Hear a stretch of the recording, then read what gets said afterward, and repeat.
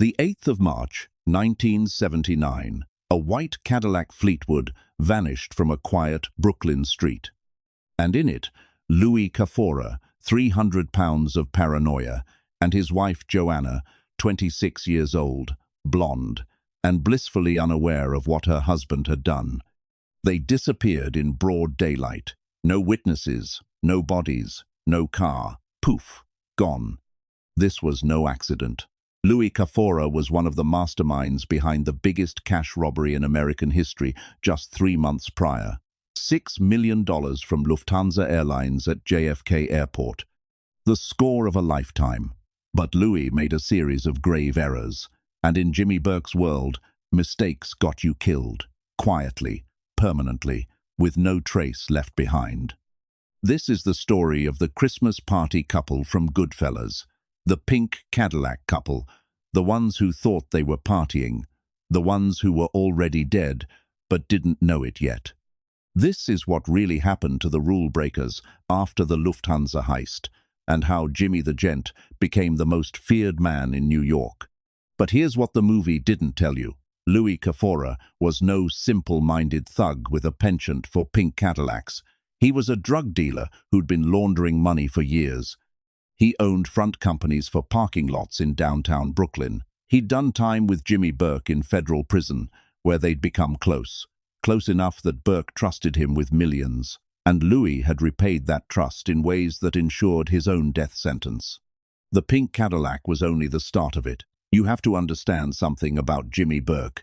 This man did not have a temper. He was a calculated man, a strategic man.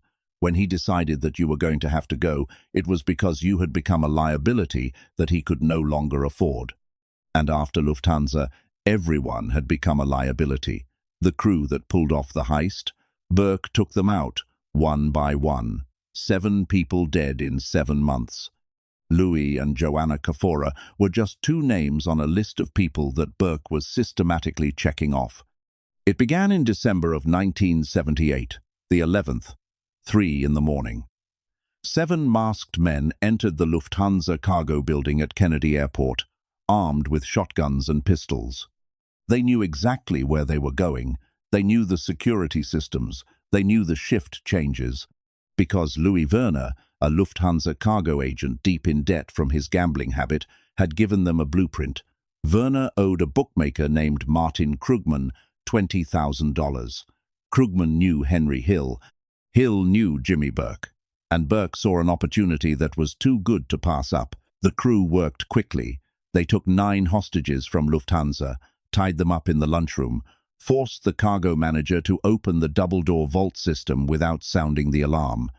Inside, 72 boxes of untraceable cash, $5 million, and $875,000 of jewelry. They got everything into a black Ford Econoline van in under 90 minutes. By 4:30 in the morning, they were gone. The largest cash heist in United States history at the time. Clean, professional, perfect. Except it didn't. The van was supposed to disappear. Parnell Stacks Edwards, a low-level guy who ran errands for Burke's crew, had one job: drive the van to a Gambino-connected junkyard in New Jersey, smash it, destroy the evidence. Instead, Stacks drove to his girlfriend's apartment in Brooklyn, did cocaine, and fell asleep. The van was parked outside for 2 days. A cop spotted it parked too close to a fire hydrant. Ran the plates. Stolen. The van was impounded. Stacks' fingerprints were all over it. Within 72 hours, the FBI knew exactly who they were looking for. Jimmy Burke lost it. Not in public. That wasn't his way. But in Robert's Lounge, his bar in South Ozone Park, the temperature plummeted. Burke told all of his crew the same thing. Lay low. Don't spend the money. Don't buy anything conspicuous. Don't tell anyone about the heist. Not your wife, not your girlfriend, not your mother, nobody. The FBI was watching. Every move, every purchase, every conversation. One misstep and the whole thing would blow. Louis Cafora heard the warning. He just didn't listen. This is who Louis Cafora was before everything went south. Born and raised in South Ozone Park, Queens. A neighborhood where everyone knew everyone, and half of them were connected. Louis wasn't a made man, he was an associate. But he was useful. He ran a marijuana and cocaine trafficking ring that brought in big bucks, tons of it. He used his parking lot businesses in Brooklyn to launder cash, legitimate fronts that washed dirty money so well that the IRS never gave it a second glance. Burke knew this. That's why he hired Louis to launder the Lufthansa cash, trusted him to move millions through his system without leaving a paper trail. Louis weighed 300 pounds. They nicknamed him roast beef, sometimes the whale. He was loud, indiscreet, the type of guy who talked too much in bars and boasted about things he should have kept to himself. But he was a man of his word. At least, that's what Burke believed. Louis and Burke had been cellmates years before in federal prison on extortion charges. Mob prison loyalties run deep. You do time with a guy, you trust him, you share a cell, you're brothers. Burke knew Louis would never betray him. He was wrong. December 24th, 1978, 2 weeks after Lufthansa, Robert's Lounge celebrated Christmas. The whole team was there. The place was jammed. Mobsters, their wives, their girlfriends, the Ronettes playing on the jukebox. The drinks were flowing. Everyone was celebrating because they'd just pulled off the impossible. $6 million. And the FBI had nothing. No arrests, no leads. Just a black van with fingerprints belonging to a dead man. Because 7 days after the heist, Tommy DeSimone and Angelo Sepe walked into Stax Edwards' apartment and shot him 5 times in the head. Point blank. Right in the middle of dinner. Chicken still in his mouth. Burke's first body, first message, screw up and die. But the party wasn't about Stax. It was about success, victory, the biggest score in mob history. Henry Hill came in wearing a red velvet jacket. Tommy DeSimone pranced around in his signature spearpoint collar. Frankie Carbone's girlfriend showed up wearing a brand new mink coat, costly, flashy, exactly what Burke had told them not to do. But the worst offender came in last. Louis Cafora, grinning, sweating, 300 pounds of excitement barely contained. And behind him, his wife, Joanna, 26, blonde, beautiful. Wearing a brand new fur coat and a diamond necklace that screamed money, Louis grabbed Jimmy Burke by the arm, pulled him outside, and showed him the car. A 1979 Cadillac Fleetwood, factory fresh, white exterior, pink interior, custom ordered, cost $15,000. Parked right outside Robert's Lounge under the streetlights where anyone could see it, FBI surveillance vans included. Burke's face didn't change. That was the terrifying part. He didn't yell, didn't threaten, just looked at the car, looked at Louis, and said one word, "Congratulations." Then he walked back inside. Louis thought he'd gotten away with it. He had no idea he'd just signed his own death warrant. This is what Louis didn't get. Jimmy Burke wasn't concerned about the car. He was concerned about what the car symbolized: visibility, noticeability, the kind of attention that leads to people going to jail. Burke had been living in the dark for decades. He stole millions, but he lived a humble life, drove a '77 Buick, wore plain suits. Nothing to draw attention to himself. That was how you stayed alive. That was how you stayed out of the FBI's crosshairs. But Louis parked a $15,000 Cadillac outside a known mob hotspot 2 weeks after the largest robbery in American history. Every Fed within a 10-mile radius saw that car, and they began to ask questions. But the Cadillac was only the tip of the iceberg. It was the most noticeable of Louis's errors. The problem was Joanna, Louis's wife, the woman he married in secret, the woman he loved, the woman he told everything to, and that was a death sentence. Because in the Mafia, you never told your wife about business, ever. Wives were civilians. They didn't understand the code. They talked to their friends. They gossiped. They made mistakes. That was why made men kept their families separate from their business. Clean lines, no blurring. Louis Cafora broke all of these rules. He told Joanna about Lufthansa. He told her about the heist. He told her what his part in it was. He bragged about how much money they stole. He showed her the cash he was laundering through his parking lots, and Joanna, young and naive, didn't have a clue what she was getting herself into. She thought it was sexy, romantic. Her husband, the mobster, living the life. She didn't know that every time Louis opened his mouth to her, he was hammering nails into both of their coffins. Burke found out. Of course he did. In the mob, everyone talks. Informants, wiretaps, loose lips in bars. By January of 1979, Burke knew that Louis Cafora was running his mouth to his wife, to his friends, to anyone who'd listen, and, to make matters worse, Louis was driving that goddamn white Cadillac all over Brooklyn, including near the Lufthansa cargo terminal at JFK, where the FBI had set up surveillance. They photographed the car, ran the plates, traced it back to Louis Cafora, and suddenly Louis went from trusted associate to federal target. Burke made the call in February. Louis had to go. But it wasn't just about the car or the talking. Louis was also skimming, taking more than his share of the money he was supposed to be laundering. Burke had given him hundreds of thousands to clean through the parking lots. Louis was keeping chunks of it, buying jewelry, fancy dinners, paying off debts, living large. That was theft.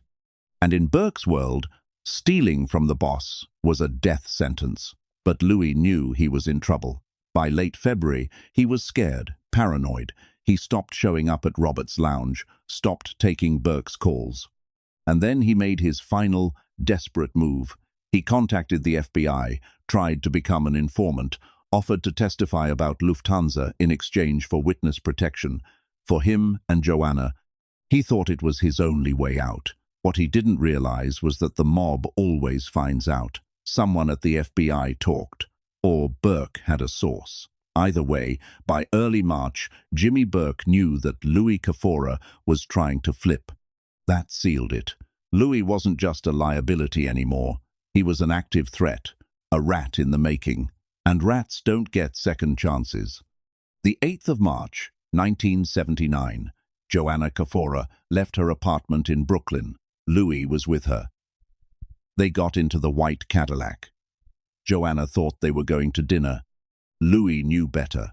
He'd been summoned. Burke wanted to meet, talk things out, settle the situation. Louis knew what that meant, but he went anyway. Because in the mob, when the boss calls, you answer. Refusing is an admission of guilt, and guilt gets you killed faster than anything else. They never made it to dinner. Somewhere between Joanna's apartment and wherever Burke told them to go, the Cadillac was intercepted, forced off the road. Or maybe Louis drove to the meeting spot willingly. The details died with them. What's certain is this: Louis and Joanna Cafora were never seen again. No phone calls, no sightings, no bodies, just gone. Henry Hill, who would later testify to the Lufthansa heists, said that Burke had Louis and Joanna Cafora murdered together. Then he had their bodies put back in the white Cadillac.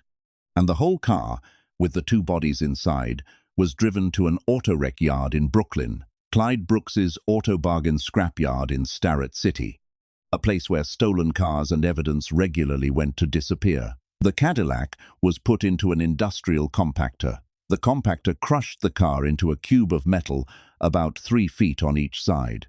Louis and Joanna Cafora, along with their $15,000 symbol of stupidity, were compacted into scrap metal. Then the cube was melted down, smelted, reduced to raw material, sold, recycled, erased from existence. That's the tale Henry Hill told. And it rings true. Burke was a fan of symbolic murders. The couple who flaunted their riches got smashed with their riches. Mob justice at its finest. But here's the thing. Nobody ever discovered the bodies. No remains, no bones, no car parts. Nothing. To this day, Louis and Joanna Cafora are registered as missing persons, presumed dead, but never proven. Some researchers think Hill's account was only partially true, that Louis and Joanna were murdered, but perhaps not in the car, perhaps individually. Perhaps the bodies were disposed of in different spots. The ocean, construction sites, dumpsters. New York has a million places to hide a body. And Burke knew them all. He'd been hiding bodies since the 1960s. He was a pro, so perhaps the compactor legend was just that. A myth with a nice ring to it, but no basis in fact. Or perhaps it was exactly what had occurred. Either way, the Caforas were out of the picture. For good. The killing didn't end there. Louis and Joanna were merely 2 of the 9 people with ties to the robbery who ended up dead or missing in the 7 months following the heist. Parnell Stacks Edwards, shot 5 times in the head. Martin Krugman, dismembered, body never found. Robert McMahon and Joe Buddha Manri, found in a parked car in Brooklyn, both shot execution style, back of the head. Paolo Licastri, Gambino family drug trafficker, found naked and burned on a trash heap. Teresa Ferrara, occasional girlfriend of crew members, headless torso washed up on a New Jersey beach. And then there was Tommy DeSimone, Burke's most loyal hitman, the man who'd killed Stacks, Edwards, and many others. Tommy believed he was invincible. He wasn't. In January of 1979, Tommy was invited to a meeting with the Gambino family. He believed he was being inducted as a full member of the Mafia. But instead, John Gotti himself shot him in the head. Retribution for murders Tommy had committed years before without permission. Burke didn't save him, didn't try to stop it, because by then, Tommy knew too much. His death was convenient. One less witness, one less problem. By the summer of 1979, Jimmy Burke had taken out nearly all of the Lufthansa players. The only high-ranking member left alive was Henry Hill, and Hill was smart enough to know that he was next. When Burke began to act like he was his friend, too friendly, Hill knew. He'd seen that before, right before people vanished. So in April of 1980, when Hill was arrested on unrelated drug charges, he made a decision. He turned, went into witness protection, testified against Burke and Paul Vario, spilled everything to the FBI, names, dates, murders, schemes, the entire Lucchese crime family organization. It was the biggest mob betrayal in decades. But even with Hill's testimony, the prosecutors still couldn't charge Burke with the Lufthansa heist. No bodies, no evidence, no money recovered. The case was closed. Burke had accomplished exactly what he'd planned to do, silenced every man who could put him away. The only man convicted of a crime related to the Lufthansa heist was Louis Werner, the mole. The Lufthansa employee with the gambling problem. He got 15 years.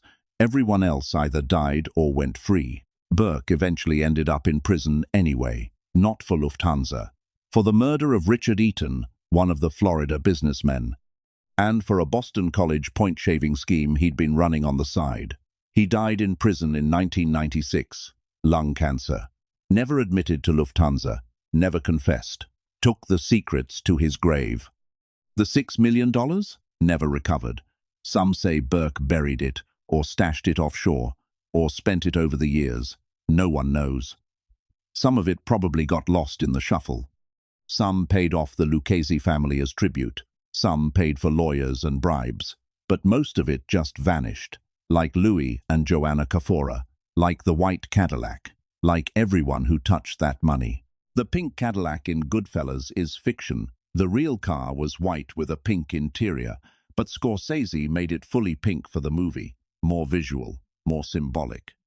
A car so garish, so absurdly over the top, that it became a perfect metaphor for everything Louis did wrong.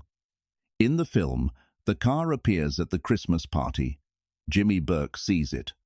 His face goes cold. And you know that car just killed 2 people. Even if they're still breathing in that moment, they're already dead.